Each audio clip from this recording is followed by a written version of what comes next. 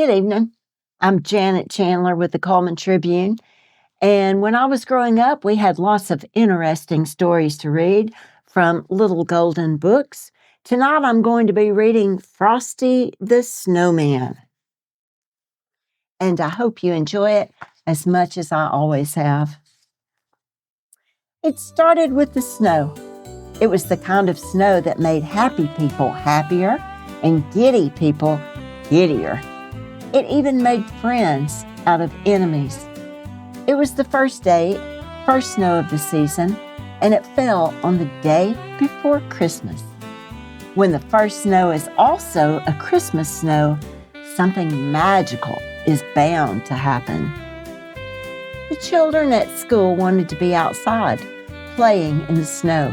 Instead, they were in class watching a magician named Professor Hinkle try to perform magic tricks. "Messy, messy, messy," Professor Hinkle grumbled.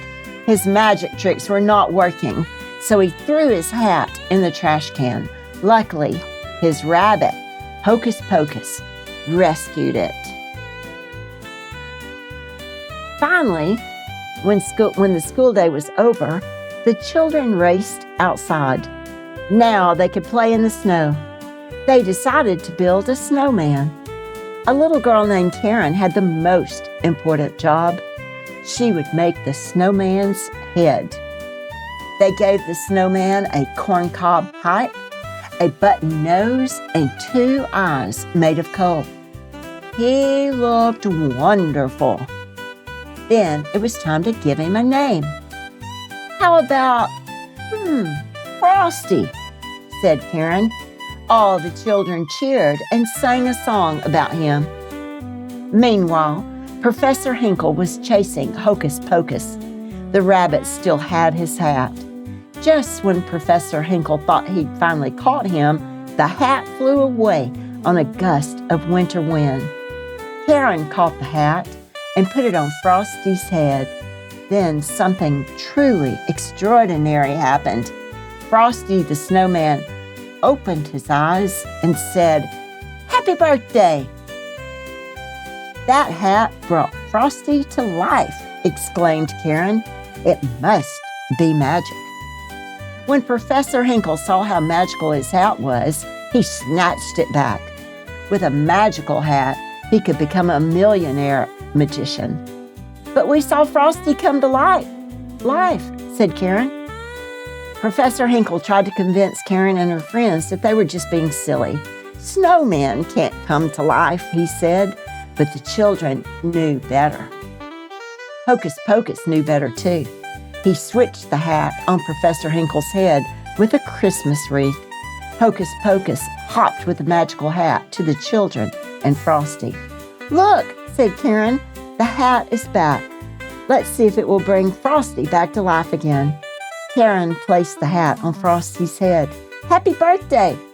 Frosty exclaimed. Frosty couldn't believe he could do so many things. He could make words and move. He could juggle and almost count to 10. He was even ticklish. He was as alive could be. Soon the red in the thermometer started to rise. "Uh-oh," said Frosty. "When the temperature goes up, I start to melt. And when I start to melt, I get all wishy-washy." Karen realized he needed to go to a place where he'd never melt. It was decided the children would put Frosty on a train for the North Pole. They made a party of it. "Let's have a parade," Frosty exclaimed. When they finally arrived at the train station, they realized they didn't have enough money for their tickets.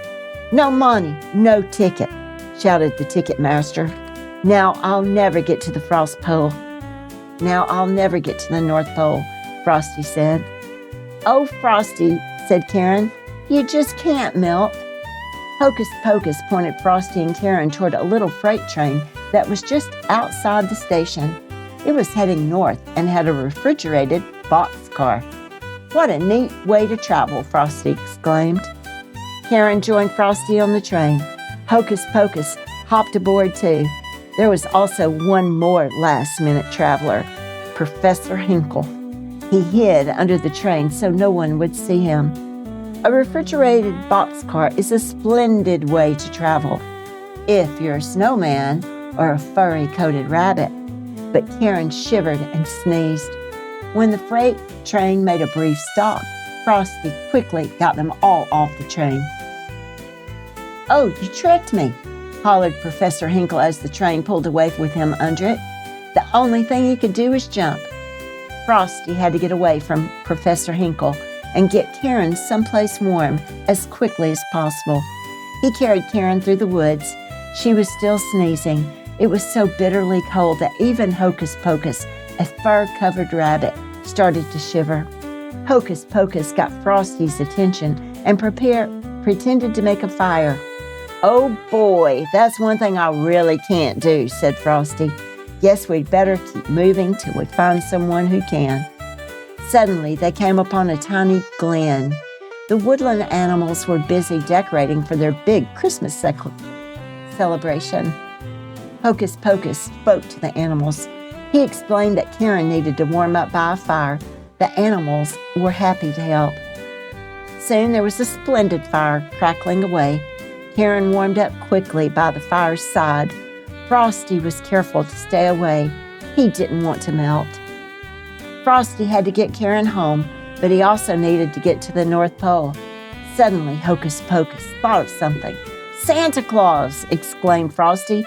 "That's a great idea!" Hocus Pocus stayed with the woodland animals. As soon as Santa arrived, he would bring him to Frosty. Frosty waited patiently. He was close enough to keep an eye on Karen, but far enough away from the heat to keep the fire to keep him from melting. All of a sudden, Professor Hinkle appeared, startling Karen. "Give me that hat," demanded Professor Hinkle. Frosty raced down the hill to save Karen. "Get on my shoulders," said Frosty. Since he was made of snow, Frosty was the fastest belly whopper in the world. He and Karen practically flew down the hillside. The professor could hardly keep up. Luckily for Karen and Frosty, they came upon a greenhouse at the bottom of the hill. Frosty carried Karen inside. He would only stay for a minute before he melted too much. But Professor Hinkle sneaked up and slammed the door. "Now I've got you. And the minute you're all melted, the hat will be mine," the magician crowed.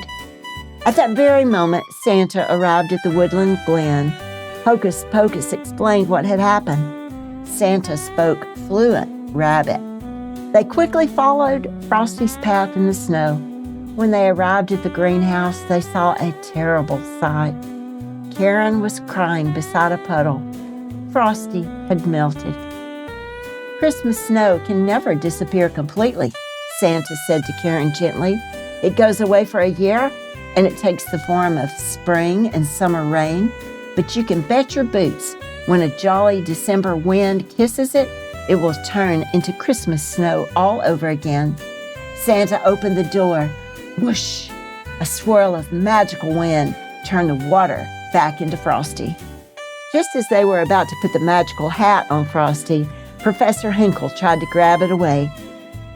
"If you so much as lay a finger on the brim, I'll never bring you another Christmas present," declared Santa. Professor Hinkle reluctantly agreed to let Frosty have the hat. Once that was all settled, there was only one thing left to do. Santa put the hat on Frosty. "Happy birthday!" Frosty exclaimed once again. Frosty was alive. Karen was overjoyed. The friends got into Santa's sleigh and took flight. Santa took Karen home first. Karen was very sad. She didn't want to say goodbye, but she knew Frosty was going to live at the North Pole and could not stay. The two friends hugged and promised to see each other next year. Every year, Frosty returned with a magical Christmas snow, and every year there was a celebration with Frosty leading the parade. Happy holidays and Merry Christmas. The end.